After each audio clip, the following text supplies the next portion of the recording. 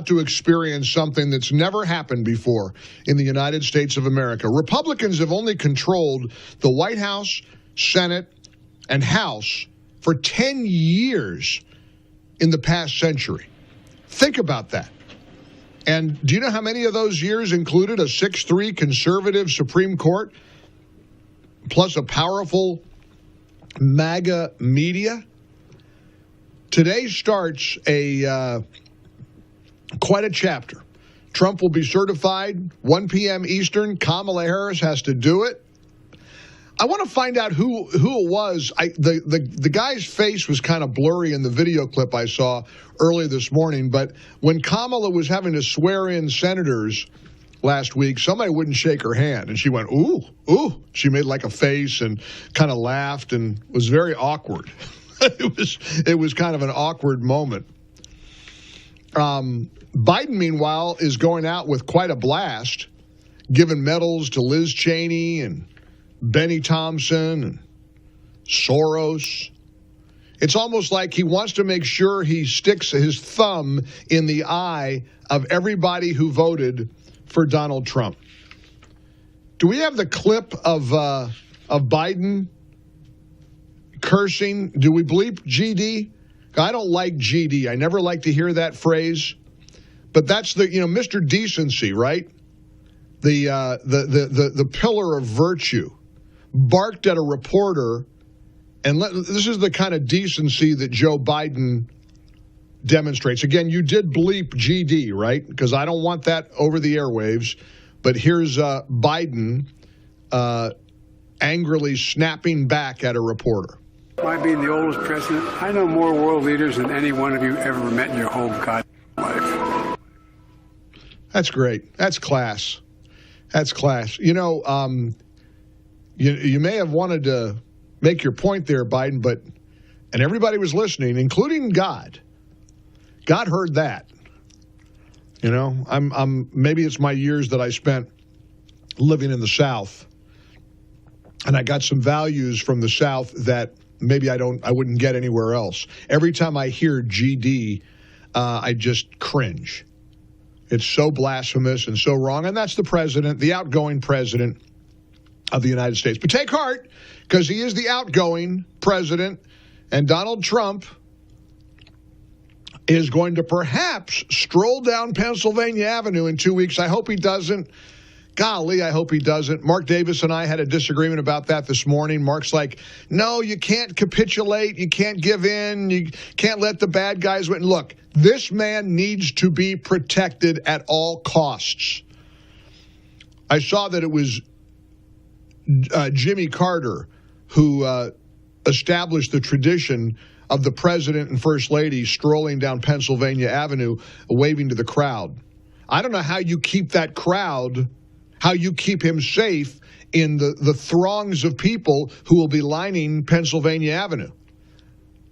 But Mark's point is, it's an important gesture to show Trump's connection with the people. Look, he's connected with the people. We reelected him. I love the chart. I love the graph that shows all the presidents of the United States. And there's Trump 45, Biden 46, Trump 47. How much do you love that? I mean, really, we've got so much to be thankful for. Never lose sight of that. Good things are coming. And I notice, that Trump has been a little quiet lately. He's not going to be quiet January 20th. It looks like, according to Mary in Texas, incidentally, on the MyPillow text line, it was the husband of Senator Deborah Fisher who was being sworn in, who refused to shake Kamala Harris's hand when his wife was being sworn in. And, some would say, it was tacky. Oh, no, good for you. There's a lot of people whose hands I wouldn't want to shake either. I'm sure there are people who don't want to shake my hand either. But I'll shake anybody's hand. I'm a hugger. I'll hug you. Look out or I'll give you a big hug. Let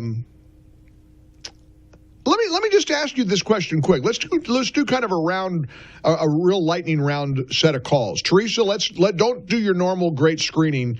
Just put people through quickly. Do you think Trump should walk down Pennsylvania Avenue on Inauguration Day in 2 weeks, or do you think he ought to stay in the limo, stay in the Beast? How about a Pope-mobile? How about the Pope-mobile?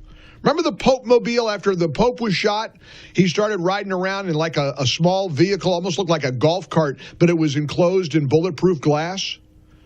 You know, those last few rallies, Trump was speaking behind bulletproof glass. He didn't seem to mind that. I appreciate the gesture that Mark Davis once extended to the president, the incoming president, to show his connection with the people. I want the man safe. That's what I want. I don't want one hair on that famous head harmed. And look, how many times does he have to be nearly killed before we get the message? But let me just ask you, let me just throw it open quick. Let's do a little you got a little lightning round music there, Eric? 800-655-MIKE. Just tell me whether you think he should walk down Pennsylvania Avenue or not. Let's open up the phone lines. 800-655-MIKE.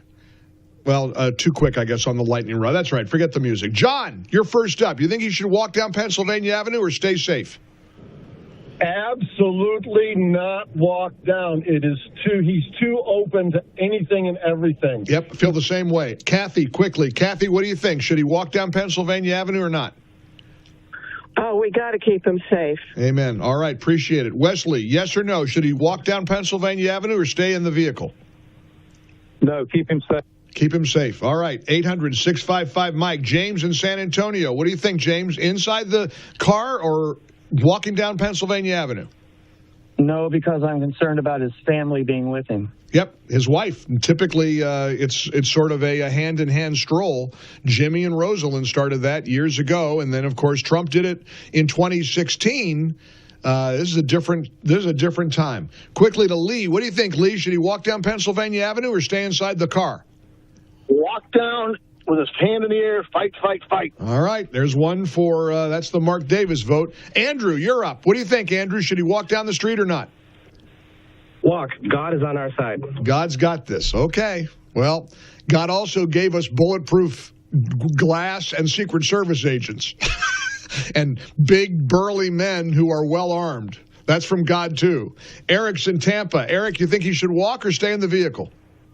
Let him walk. Let him show he's not scared of anyone or anything. Okay. Appreciate it. 800-655-MIKE, 14 past the hour. What is it, about 5 to 2, I guess? I'm looking at a lot of text messages, too. Everybody on the MyPillow text line, do not walk. He should not. Stay safe.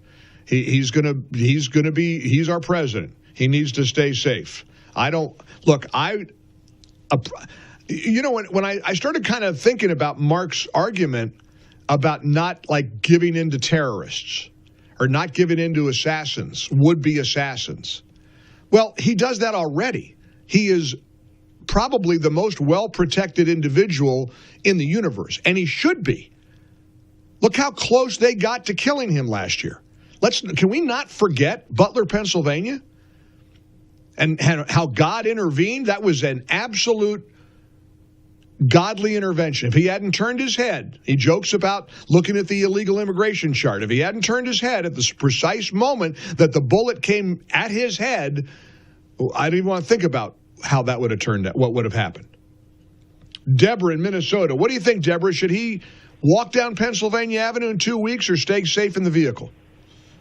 Stay safe in the vehicle. I absolutely do not trust the FBI. No, and it's a different environment. You know, these arenas and even these venues, even the outdoor venues, you can have metal detectors, you can have all kinds of way to protect him. Have you seen the throngs of people that just line the street in D.C.? Nah, bad idea. Stay safe. Somebody just said, well, walking down Pennsylvania Avenue would be like giving the middle finger to all of his haters. You know what's going to be the equivalent of giving him the middle finger? When he's inaugurated. That when he gets inaugurated and first day in the Oval Office, when he gets back to work for the American people. As he said, success is the best retribution. We're in the Relief Factor studios for a Monday, January 6, 2025. Glad to have you with us. 800-655-MIKE. We got a lot of breaking news to cover. That goofball up in Canada, Justin Trudeau, is out.